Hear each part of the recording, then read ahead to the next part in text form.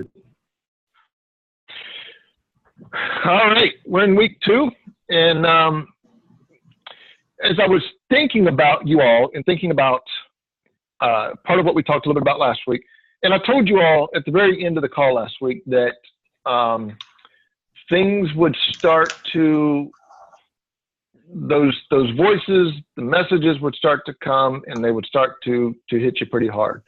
Some of you I've talked to this week, and you accomplished some really cool things. I know Kristen got her website up and in just a short amount of time.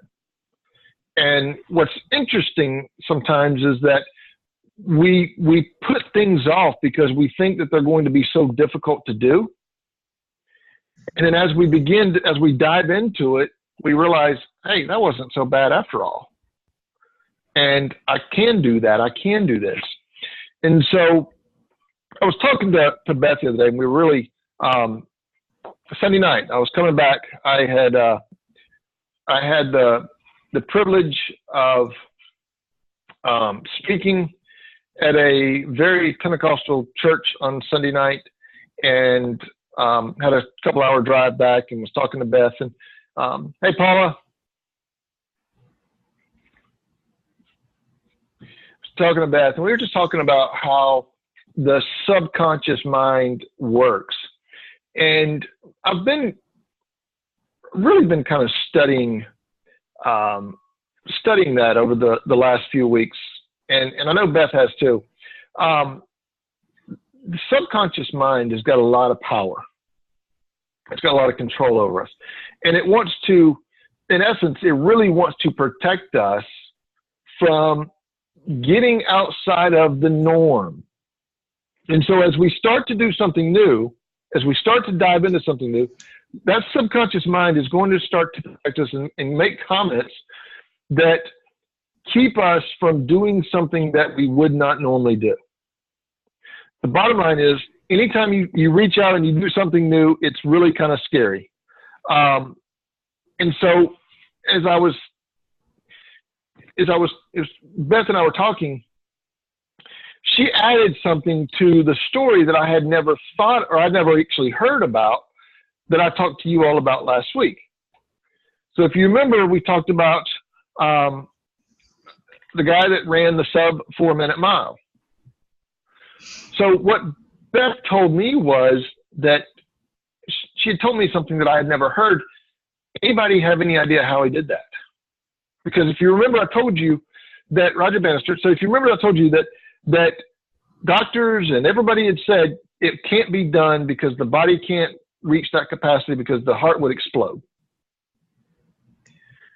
So what was different about him than anybody else? What made him think that he could do it? What made him try to do it? That's, in the military, we call that a kamikaze mission, right? You're willing to put yourself out there to take a mission and do something that you may not survive. And so he's told by physicians, this may not happen. What made him do that? How was he able to accomplish that? Anybody have any idea? Besides Beth? Mind over matter, right? Yeah, part of it. Absolutely. So Beth watched a documentary on this, and what he said was the night before, as he's laying in his bed, he imagined himself doing this. He knew the splits that he had to make, and he knew where he needed to hit on his steps. So if anybody's ever run track, when I was in high school, I ran track, and I did relays. So with the relays, we had to hand off a baton. What our coach told us was step it off. So when the runner coming up, this was going to give you the baton, hit a certain point, you knew that you had that many, he had that many steps, and I had that many steps to go. So we counted off our steps, and we handed off the baton. So Roger knew exactly how many steps he had to hit at every checkpoint in order to run a sub 4-minute mile. So imagine if he is thinking this through and he's running this in his head the night before. if he can do that, what do you think you can accomplish? So we go back to how powerful is the mind. I don't think that we really truly can actually fathom how powerful the mind is. I've been told that we don't even tap into about 10% of what the mind can accomplish.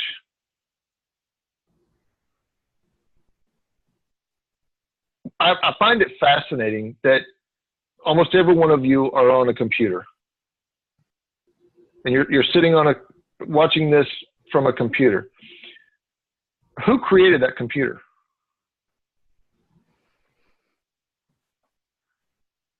A man or a woman, right? And a computer can make decisions and do things faster than our mind can even consciously do. And so as you think about mindset, as you think about the subconscious is going to continue to take you back to a safe point in your life. But it's also going to, as you start to step out, it's going to recognize an emotion or a feeling that is attached to an action in your past. So if there's ever been a time that you made a mistake, or that you stepped out and you tried something, maybe as a little kid you were in a show with your school and you went to step out on stage and you tripped and you fell and you couldn't get back up and you ran to the back. If you are trying to accomplish something now, it's possible that your subconscious is going to take you back to that action. Hey, you remember when you were 5 and you stepped out on the stage and you tripped? You know, if you try this now, you might step out on stage and you might trip. So how do you overcome that? It's easy to say, and there's a lot of people out there that say, and I've even said it, and I've really kind of been maintain positive thinking. It's easier said than done, right? So how do you retrain that? Any thoughts on that? How can you retrain your subconscious? I thought Allison asked a really good question the other day of me. She said, can you retrain the subconscious? Yeah. What was that? I mean, it's just redirecting your thought. I mean, what I've learned over the past 2 weeks is just redirecting your thoughts. And then the funny thing is then once you start that thought pattern, whenever you start to go back, I found myself thinking, oh, I'm not going back there. Like you just automatically know when you're thinking wrong. Yep. So what happens, there's chemicals in the brain, right? Which is why people they get depressed, they take medication to increase the levels of chemicals in the brain. And so as we move in a certain direction, those chemicals begin to activate. And they take us back to an action, a feeling, or an emotion. So we really have got to retrain our mind. See, what's interesting is your subconscious mind can't determine what's real and what's not real. So when Roger Bannister, that laid in bed the night before, probably closed his eyes and imagined himself running, the subconscious didn't know whether he was actually doing that or not. It made the assumption that he was doing that it was real, that it was going on in that moment. So when he actually did run that, guess what? Hey, Joanne, he had already done it at least once. Does that make sense? Yes. So if you say to yourself, I can't, and you've tried things in the past that didn't work, your subconscious is going to try to protect you and take you back to those moments. That didn't work. Why are you trying this now? So how are we going to overcome those thoughts moving forward? What do you think?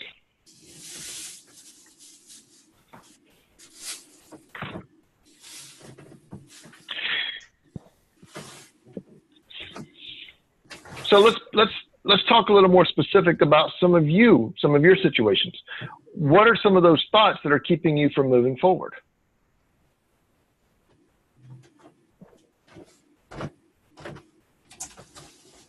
Focusing too much on what I don't like about my life instead of focusing on what I need to be doing. Okay. All right. So what you don't like. And why do you think you stay stuck in that mode?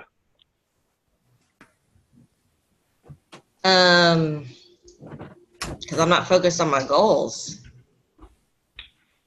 Okay. Because I have to work every day. and so I'm guessing that as you're driving into work every day, and I know where you live. That's a long drive from Hendersonville into Nashville, and it's crazy traffic. So from the time you get up in the morning until the time you get there, it's probably a lot of negativity. Right. Which comforts the subconscious. It continues to empower the subconscious.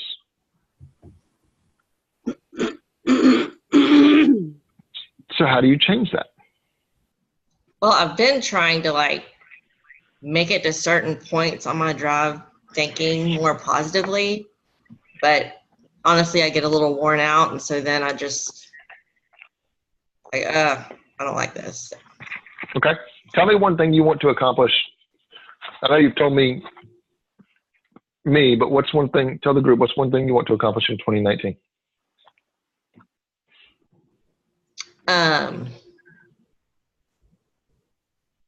Well, to make it where I'm generating $2,000 a month. Extra, yeah, sorry. Okay. In my business. So have you thought through what that actually looks like to do that? Or have you just focused on, I need to make $2,000? I'm focusing some on the steps, such as meeting people and stuff like that. Okay. So going back to Roger Bannister, he imagined himself running that. How can you imagine yourself doing that, taking it even a step further?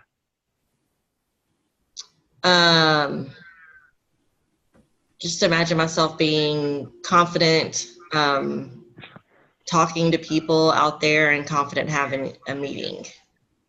And not going into it wondering if they're going to be interested, but just have the mentality that they're going to be excited about what I have to offer. Okay. What are you gonna sell them? A product, opportunity, I'm going to basically survey. Do what? I missed that. A product, a service, the future.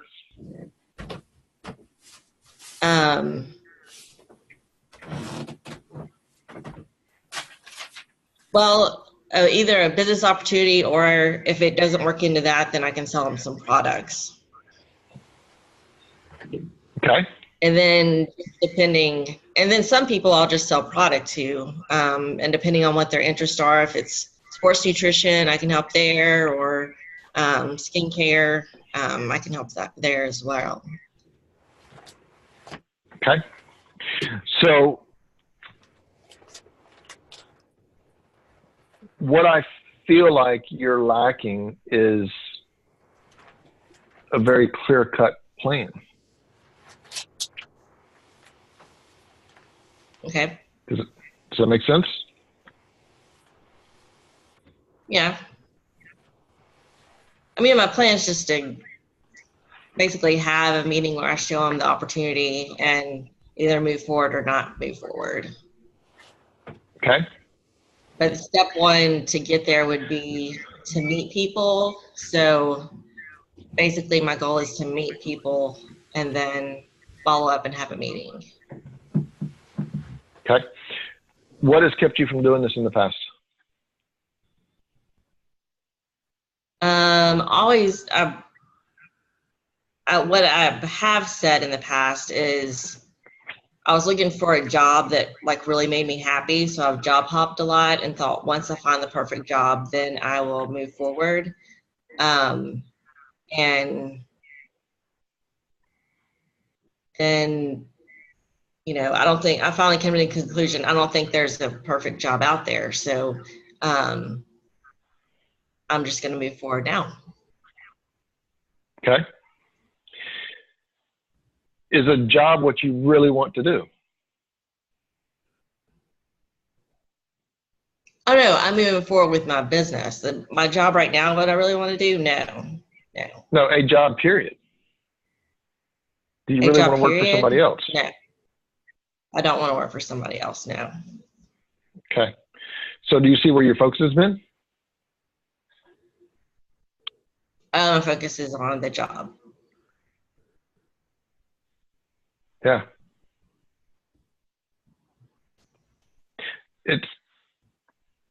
It's been focused in an area that you don't enjoy doing. True.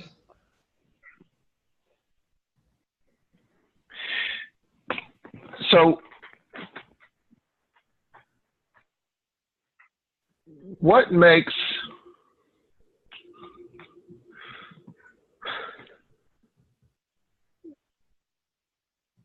us want to get out of bed? Anybody? What makes you want to get out of bed in the morning? What excites you? My boys. Okay. Thus, you're What'd you creating say? an opportunity for yourself. I said my kids, Allison, my boys. Okay, cool. I couldn't understand you. Which is part of the reason why you're creating an opportunity for yourself, right? Exactly. Okay. What could potentially stop you from moving forward? Moving forward with my company that I want to do. Yeah.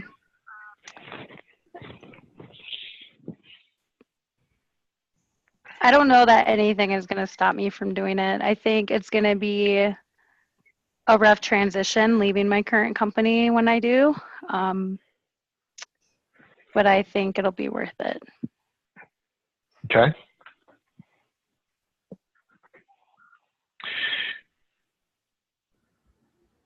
As you move forward, can you imagine yourself doing what you want to do? Yeah. What does that look like? It looks like me, I think, just loving my job again. I think over the past couple months, things have happened at my current job that have just kind of made me not enjoy it like I used to. And I know that happens at any workplace. But I think, if I'm doing it on my own, there's no one to blame but myself at that point, Yeah. It's an opportunity. So as you begin Saturday moving forward with everything, what happened? I became motivated more than I ever have been. I used to wake up at like 7 o'clock, get my boys off to the bus, and it was hard to stay motivated during the day and working from home and such. And I just felt really stressed out. On Saturday, I woke up refreshed. Like I woke up at 7 a.m. refreshed, and I had a great day. And I've been getting up at 5:30, 6 o'clock every morning since, going to bed at 9. And I just feel refreshed and less stressed out, and I'm not yelling at my kids all the time. I feel like I have, you know, a goal, you know, a milestone of this company that I want to start. So I've just been putting, you know, working during the day and then working after hours on my website. And, but I do feel happier. Moving in that direction. And so, what in the world?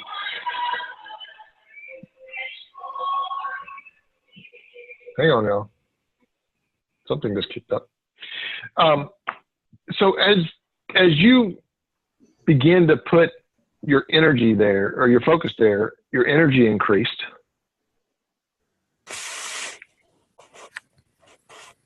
Was there at any point in time a doubt as to whether or not you could do that? Yeah, I think, you know, Saturday I woke up really excited. I filed the paperwork to get the company registered in Colorado. I got the website, domain purchase. And then that afternoon I was in the shower and I was like sitting there by myself, you know, and all of a sudden I was like, do I need insurance? Do I need this? Do I need that? Like, it was like all this stuff just started going through my mind. And then I didn't let it continue. Like, as soon as it started, I just thought to myself, like, I can do this, you know, like I've been working in corporate America for years and, you know, running businesses. So this is no different. It's my business. I can do this. Since then, you know, everyone that I've talked to about it has been really super positive about it. So that helps, because I think if someone was negative towards me, you know, that's when those doubts are going to start again. But yeah. So who potentially will be negative? You know, I don't know that I can actually pinpoint someone. The work that I do today has a large community of consultants and end users, and I really feel like everyone is going to be supportive. I mean, obviously my current employer is going to be sad that I'm leaving him, but I think he'll be happy too. He'll be excited for me. You know, he's done the same thing. He started his own company. So I think, and Bob works in the same industry I do. I mean, I think I can say that everyone will be excited. So. Cool. So part of Scott, can I? Yeah, jump in. Can I say something on this? So I think I want to just share, if I can, there's a couple concepts that I think are pretty powerful as I'm listening to everything here. And Scott, you know what I'm going to say on this one. There's this therapeutic process that's called, there's this concept in therapy that's called differentiation. And the term is really powerful because there's this one guy that uses two words that I want to just share that I think would be very, very helpful for, I hope, for everyone. It's called solid self and pseudo self.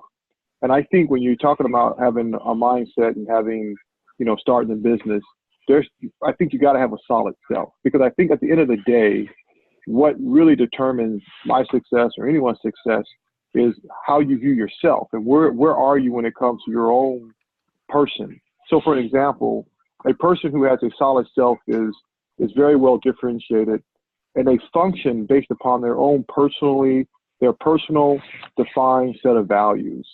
So I think if my personal values, my beliefs, my convictions, and my life principles are what I function and base everything off of, then that's a pretty solid self.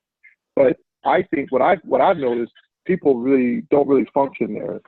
They're driven by really the pseudo self, which is, in that sense, they're fused with other people's opinion, whether other people, you know, give credit to their values, and they borrow their values from other people and their belief system. So really, their whole self is really based on, you know, who else validates what I want to do, who else believes in what I want to do, do I have support with this idea? So I think we table our ideas out there, and if someone buys into it, then we say, yeah, they have now approved that what I want to do is the right thing to do. Well, that's a pseudo self, and that, I think that person will find themselves struggling on a regular basis. But I think part of having a business and stepping out into a business, you got to have a solid self. You got to believe, regardless of what others believe, that what you're doing is absolutely right, because this is your conviction, this is your belief, and this is your value, and you base your life off that principle. I think that's the challenge, because if not, I think we can always find somebody who will say, yes, that's a good idea.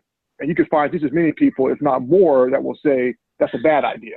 And so depending on who I am within, where am I going to lean?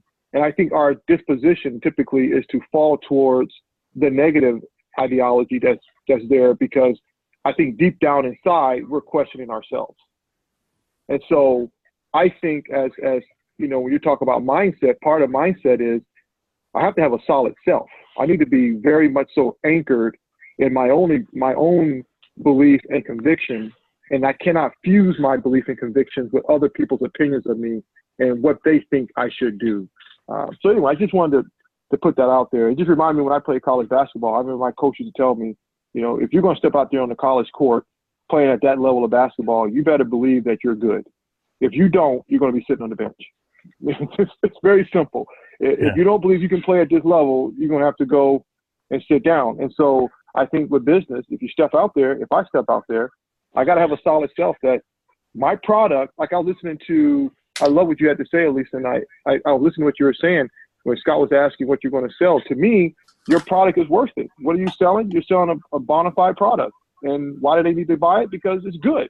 That's it. It's good. And I think that's a very powerful mindset. But, Scott, that's something I'm learning in my own life, believing that concept. If I'm putting something on the table, do I really believe that what I'm putting on the table is the best thing on the market? That's not arrogance. That's a belief. Yeah. And if I don't have that belief, I've already lost the battle. I'm killing myself before I even get started. So anyway, I know I shared a lot, but that was just kind of on my mind from listening to everything you had to say earlier. Scott, I wanted to share something too. It's on the same line of what Brian shares about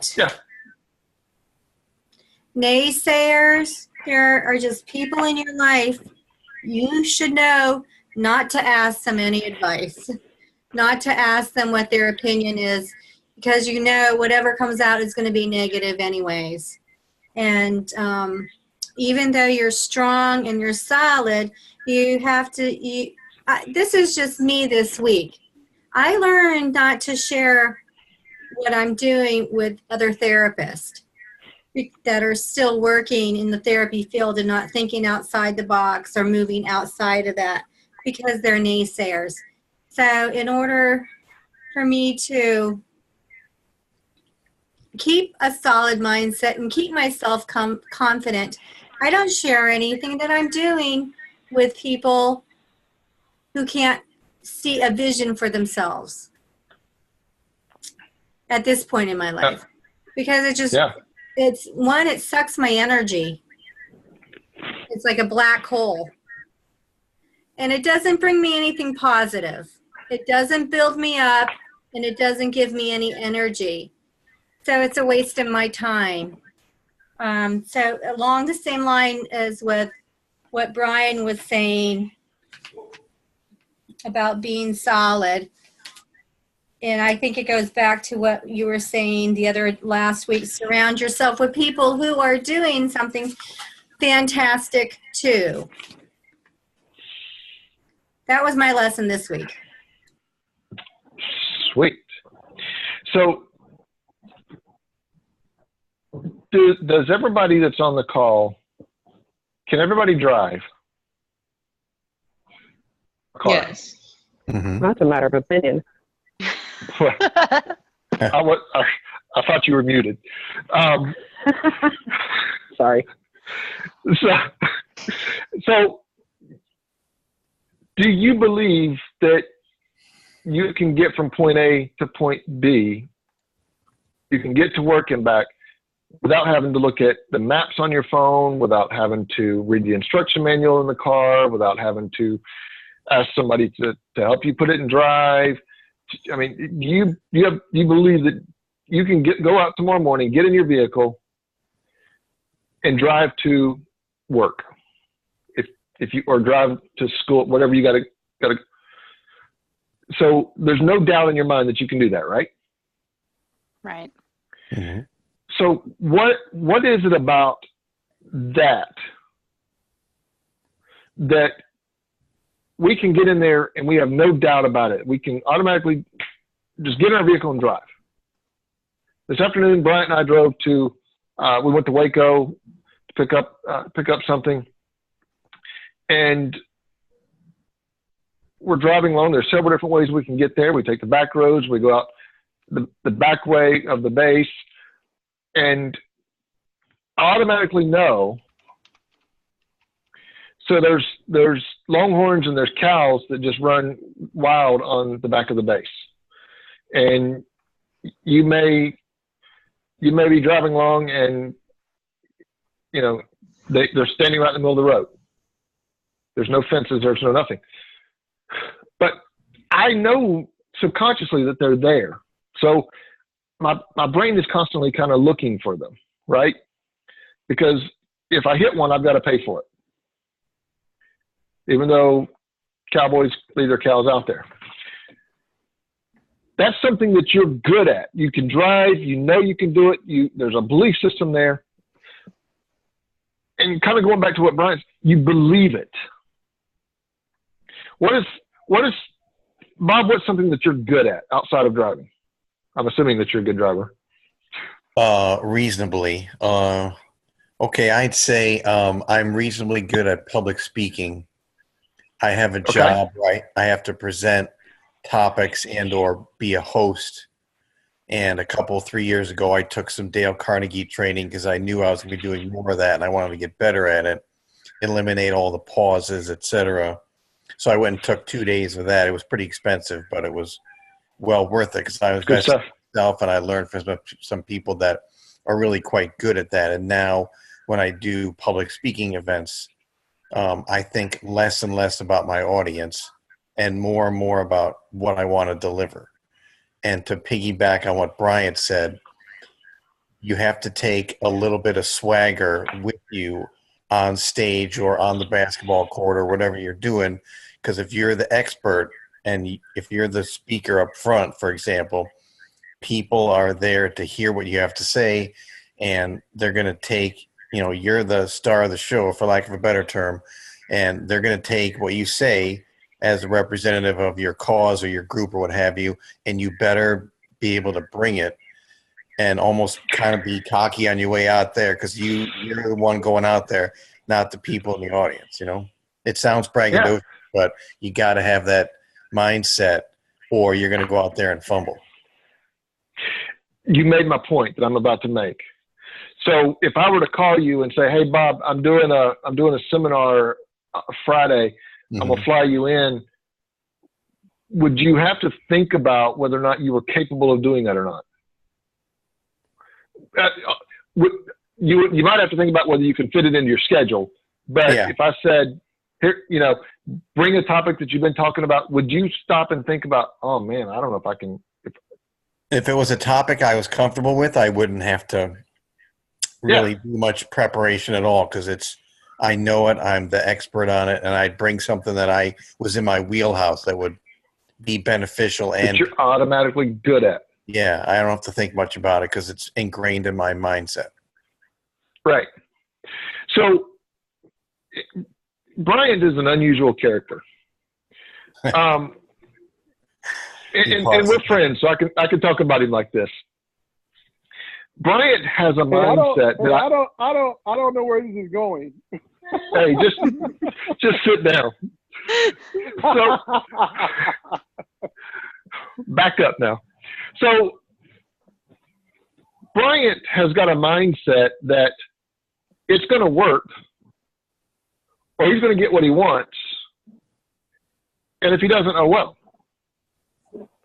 But he's going to ask and he's going to pursue it. And I asked him one day, I don't know I'm sure he remembers this. We were in the gym, we were working out. I think he was down on the bench. And I always ask him when he's down on the bench, not when I'm down and he's spotting me. That's not safe. So I asked him one day, I said, let me ask you a question.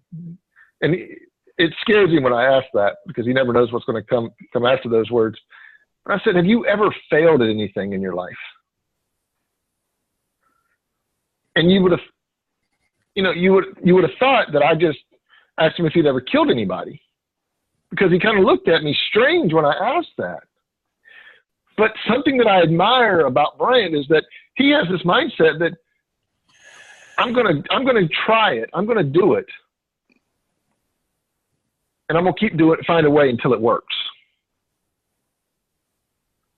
And that's something that I've learned from him in the last 18 months. I'm still learning it. So how can you gain that same mindset?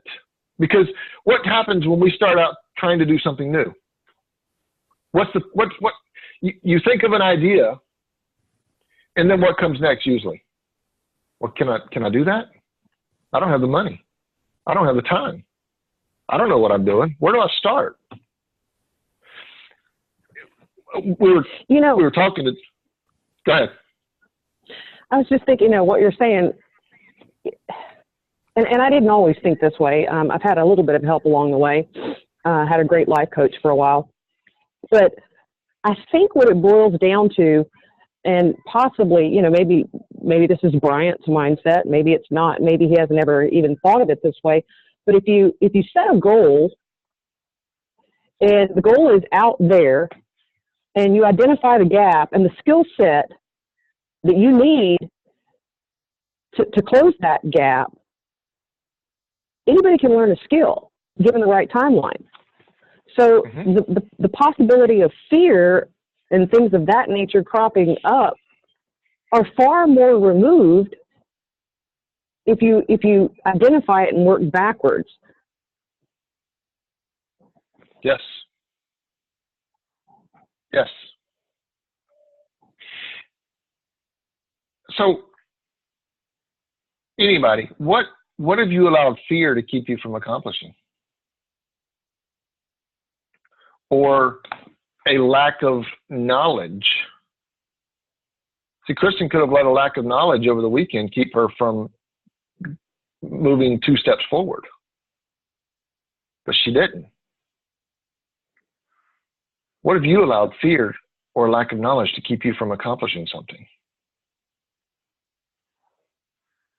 I could think of just one more thing. I have let waiting for perfect conditions keep me from moving forward. So I just wanted to add that one.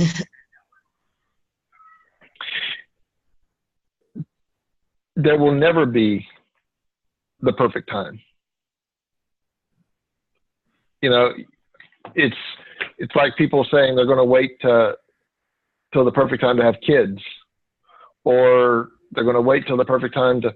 There's never you've got to make it the perfect time. More importantly, what would the perfect time look like?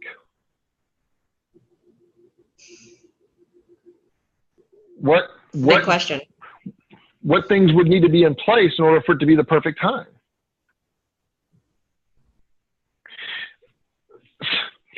I was joking with Bryant today, and he asked me, he said, what do you think I'm good at? And I said, you're good at getting people to do what you want. And he's got a gift of he reaches out to people and tells them what he wants, and they jump and are willing to do that. And he said to me something today that he said before, but it was interesting. He said, I'm not afraid to ask.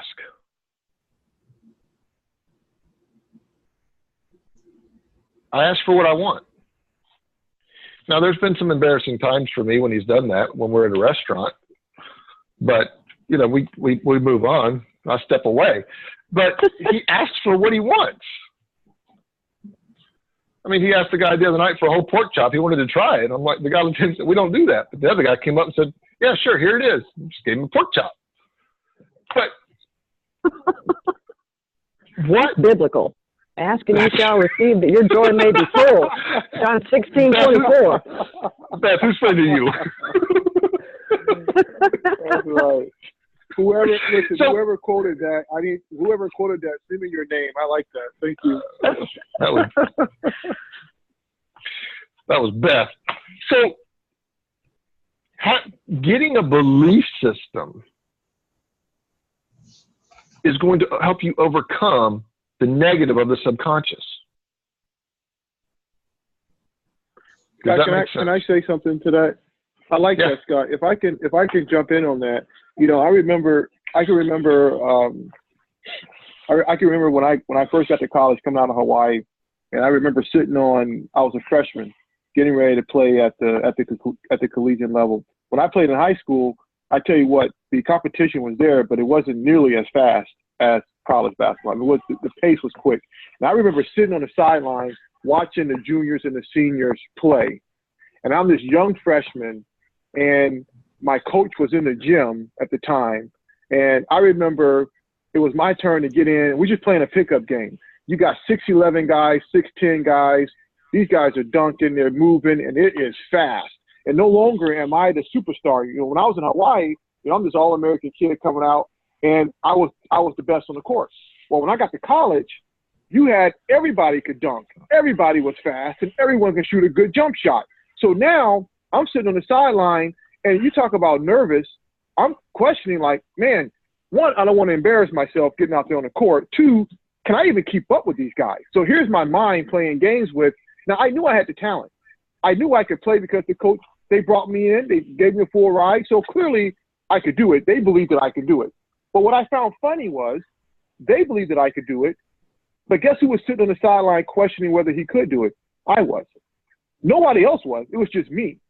It wasn't until I got in the game and I got the ball in my hand, and all of a sudden I realized I scored my first point.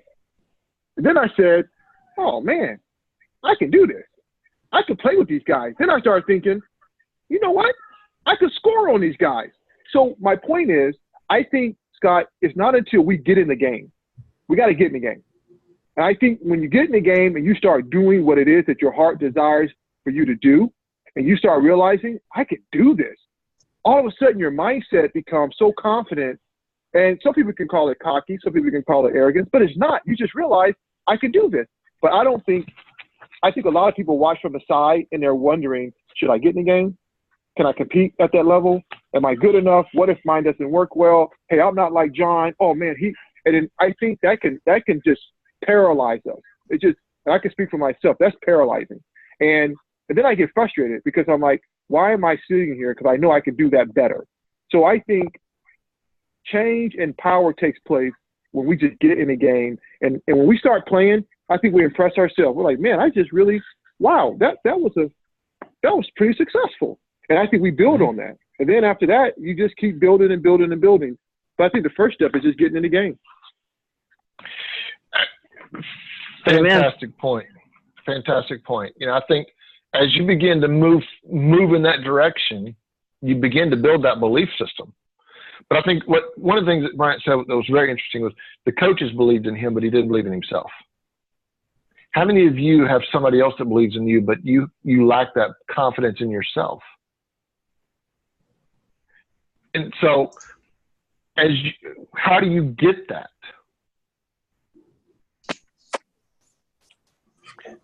Well, I think. Ooh, I know what you need to do, Scott.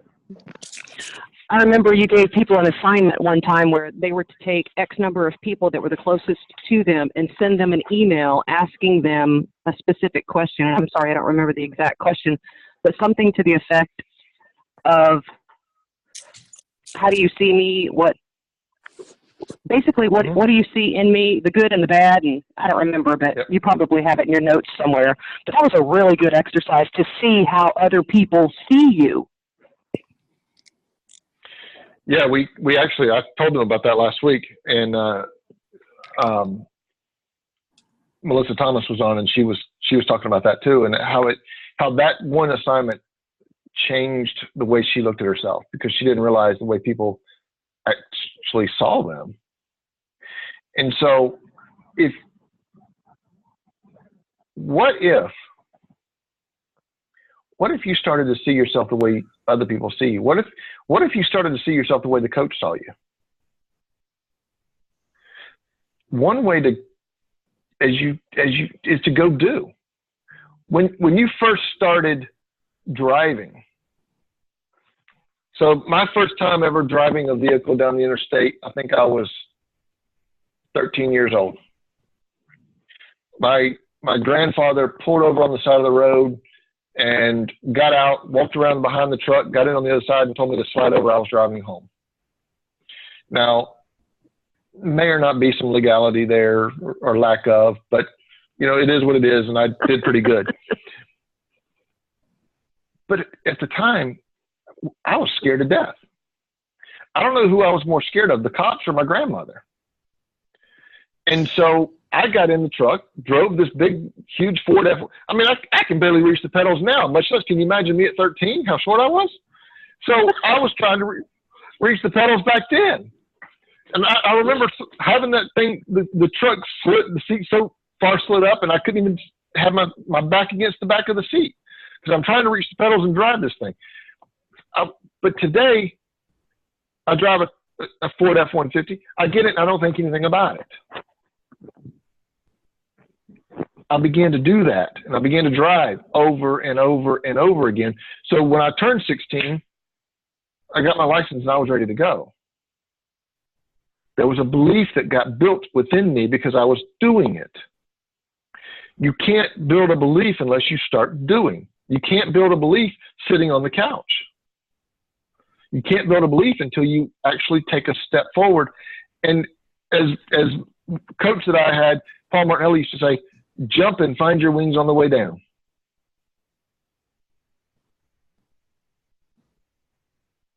What do you need to jump? What's that next step for you for 2019?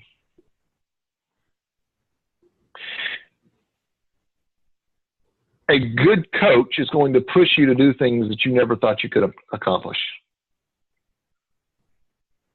Right, Beth? Amen. And he'll also tell you what you are not, which are all those fears that come to your brain when you're laying there on the couch. Building the wrong belief. Yeah.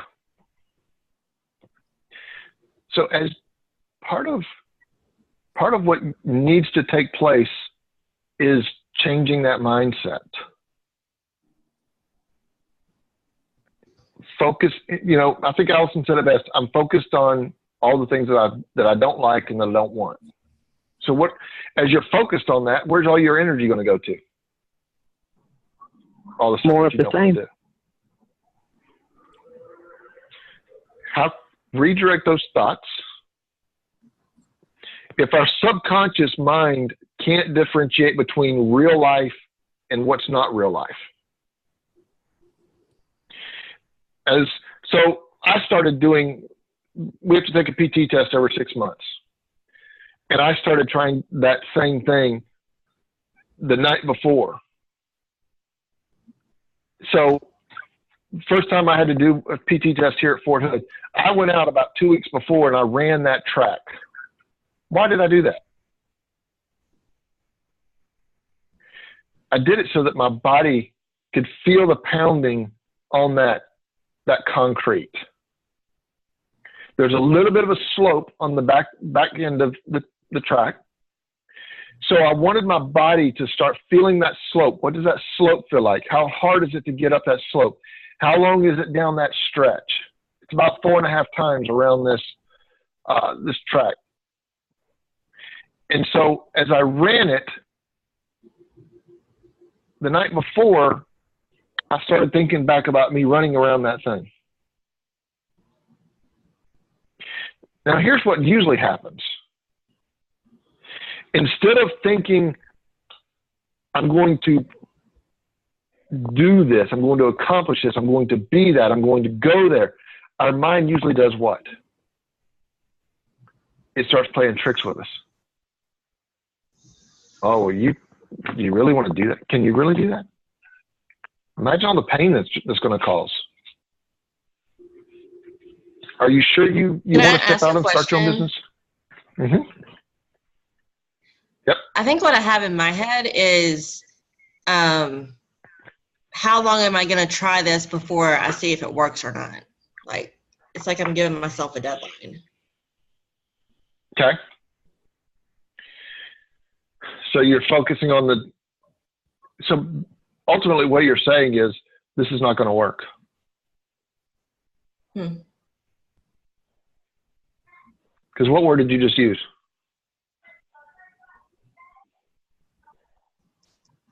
I don't know. How long am I going to try this before I see if it works? And the strange thing is I've had success before, so actually I know it works, but I just don't know if it can work again. So yeah, the thought in my head is like, how long am I going to do this before? But you said you're going to try it, so you're not all in.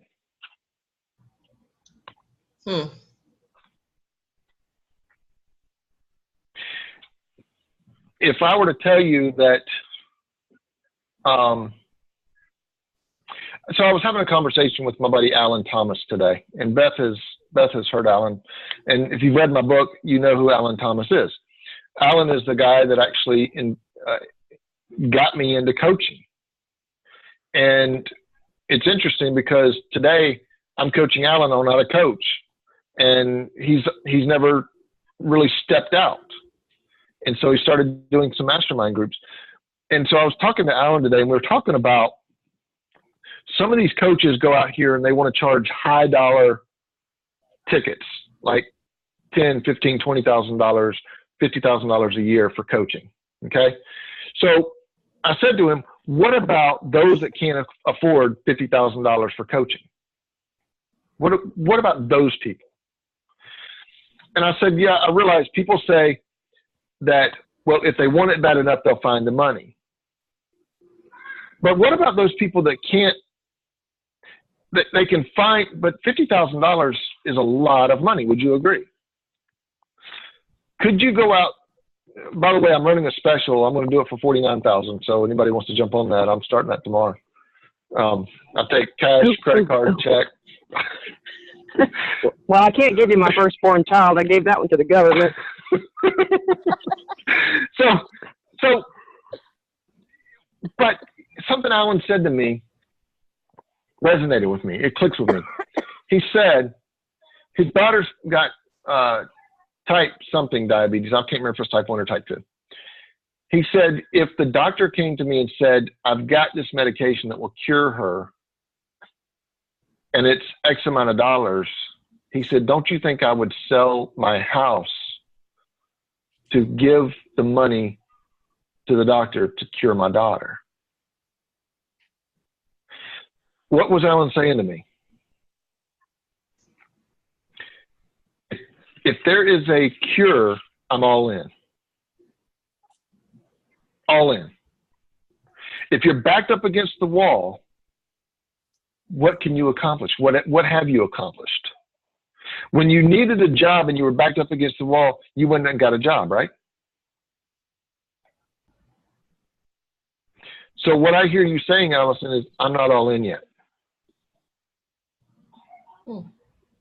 I'm going to try this, and if it doesn't work, I'll stick with my job because that's safe. But I'm not all in. So either you don't believe it's possible or you don't trust yourself. I think it's I don't trust myself. But what's interesting is you told me just a second ago, you told this entire group, I've done it before. I have. So there's really one thing keeping you from doing it again. Me? Yeah. Yeah. So figure out what's holding you back.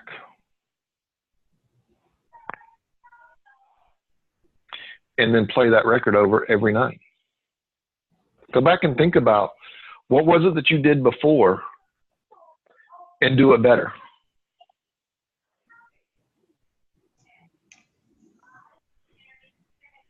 Do it. If it worked before, don't change it. Just do it better. Do more of it. Does that make sense? Yes, it does. Find better ways to do it. Yeah, Brian. You know, I was listening to what you had to say, and I want to throw a term out. I haven't used this term in a long time, so I want to say it. Don't mention it later. So I know, right? But I think it really fits into what you were just saying a minute ago. You know, I remember there's this phrase that I was told when I was playing. We were told to have a waggle, and they said most athletes have a waggle. You know, if you play golf, you have a waggle before you take your actual golf swing. If you play, you know, and when my coach was trying to, you know, have me change my jump shot, right? He said, here's interesting time. He said, video records your shot. So we're in the gym, they recorded my jumper, and then he gave me the tape and the camcorder and said, take it to your room. And he made me look at it over and over and over again until the image of the jumper was ingrained in my head. And then he said, once you get that image ingrained in your head, he said that image becomes your waggle. So I never forgot that term. I don't know if it's even a word. I just know that's what he told me. So now I always think that in my mind. What's my waggle? And that waggle is the image that I have been ingrained in my head that I know what right looks like, kind of what you were saying. So if right looks like this, how often have I looked at what right looks like? And is that something that is what I would use? So whenever I got to the free throw line, I would go back to my waggle before I shot my ball, because I knew in my mind what it should look like and how it should feel. And I think sometimes mindset is, I think if we have a waggle, you know, that thing that we practice and it's ingrained in us, the image that we see. You know, I think about like a guy like Tiger Woods. I wonder what his waggle is before he strikes that golf ball. There's an image in his head that he's thinking about that, and it has to be positive because, you know, Scott, you know, we play golf, man. If you don't have the right mindset in the golf game, your ball's going into the woods and it can go downhill really quickly on the golf course. Discouragement can set in on the first hole. You're like, oh, this is going to be a bad day. But you know what it's like too but when I get that confidence behind the ball and I think, hey, I know what the swing should look like. I know what it feels like. That's my waggle. So anyway, just a word. I don't know if it helps anyone or something to think about, but I think we all have a waggle in our mindset. We should, at least, of what right looks like. Yeah, I like that. I think when we mess up, when we don't do something right, our subconscious mind records that. At the same time, when we do something right, it also records that. Yep. Anybody ever heard the term muscle memory? Yes. Absolutely. So what happens when you go, if you haven't been to the gym in a while and you go back to the gym, other than the first week or so, you can't get out of bed and you can't walk and you look like some crazy person trying to walk down the road. What begins to happen about 2 to 3 weeks into that? As you start lifting again, you start to recognize, hey, I'm getting some definition here. I'm starting to, my muscles are starting to react and to get that same memory, same principle. So every one of you, here's my challenge to you this week. I want you to go back in your mind and your memory, and I want you to think about a time that you did something or accomplished something that you just blew it out of the water. Bob, it could be for you when you gave a speech and you had people standing up, you had people coming talking to you, you walked out of there and you thought you had just won $1 million because you nailed it. Allison, I want you to think about a time when you were extremely successful. You were on the top of your game. Kristen, you're very good at what you do. You've changed companies. Both companies wanted you. Same thing, Michelle. Think back to when by the way, welcome. I've got this recorded so you can catch the first of it. So think back to a time when you were on top of your game. You can go back to high school. You know, for me, one of those times was when I was in high school and I beat the number one guy in the country in track. For me, it was the time that I beat Emmett Smith's brother in track. Those times were successful. I knew that I could run. Right? Joanne, the same thing. Beth, the same thing. What is that time for you? And think about I want you to think about that feeling. I want you to go back to that emotion that you had. Did you cry? Did you laugh? Did you jump up and down? Did you high five somebody? What was that like? I want you to get that memory back. If you're brave enough, I'd love to see you post that event in the Facebook group so that we can continue to celebrate. And it's a continual reminder to you, hey, I can be successful. And the cool thing is,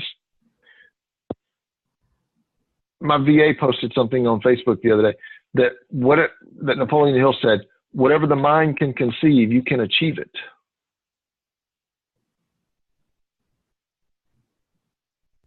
Your only limitation is what? You. Hey, Scott. Yes.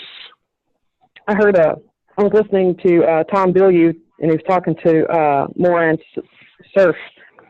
And Moran Surf has a list of things that he's done. It's a mile long. He's a wonderful guy. He's into the neurosciences and everything. And he was talking, and he said that he was getting ready to graduate with his PhD. He had this thing that was coming out, and he, they were going to make a documentary about him and all this kind of good stuff. And this theory that he had, and that he'd written his doctoral thesis on it and all. And he woke up from a nap and went, whoa, it's not true. And so he was sitting there with this dilemma. He had 24 hours to figure out what he was going to do, whether he was going to move forward with it, knowing that it was a lie and all this kind of good stuff. And so he made the right decision in his brain. And he said, this isn't, I don't know why, but this is not going to work. We can't do this. And he called it off. 3 years later, they called him up. The BBC did. And the BBC said, we would like to make this documentary. And he's like, why are you calling me now? I told you that can't work.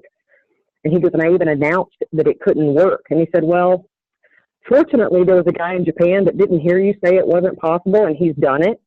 And so therefore, we want to, continue forward with it, and we would like to have your input on it. And so, that's the whole thing. If you haven't heard that it's not possible, it's possible. Yeah. Any of you dream, like at night?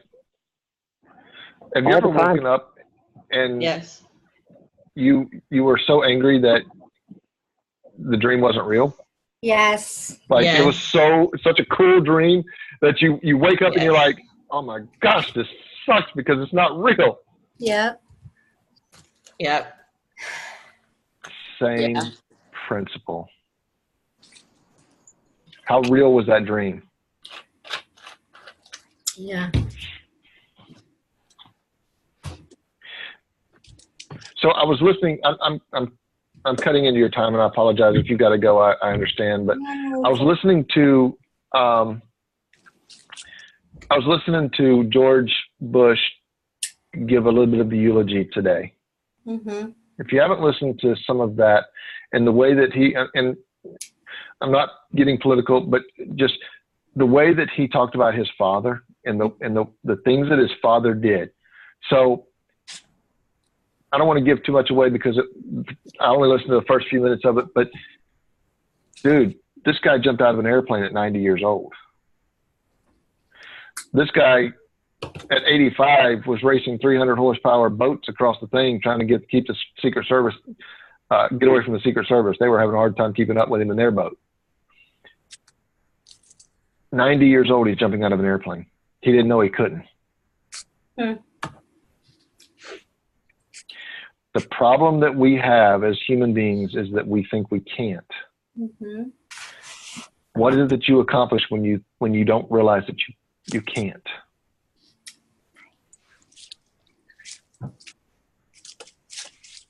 What do you do every day that you never tell yourself that you can't do? You drive, you go to work, you do your job, you do whatever you got to do, but you don't tell yourself that you can't do those things, right? Right. But yet when we step out to do it, to accomplish a dream, we immediately start telling ourselves that we can't do something. I'm telling you tonight, and I'll let you go after this. I'm telling you tonight that you can. And it's time that you start to believe in you as much as I believe in you. Questions, comments, feedback?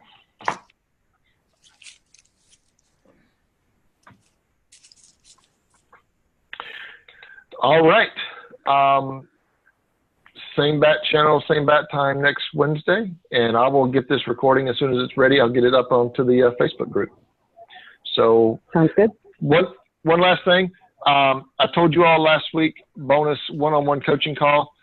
Shoot me a message through Facebook, or if you've got my number, you can text me, and let's set those up anytime between now and the end. Free one-on-one coaching call. All right? Thank Sounds you. good. Thank Thanks, you. Scott. Night. Good night, everyone. Have a great week. Night. You too. Take care. You.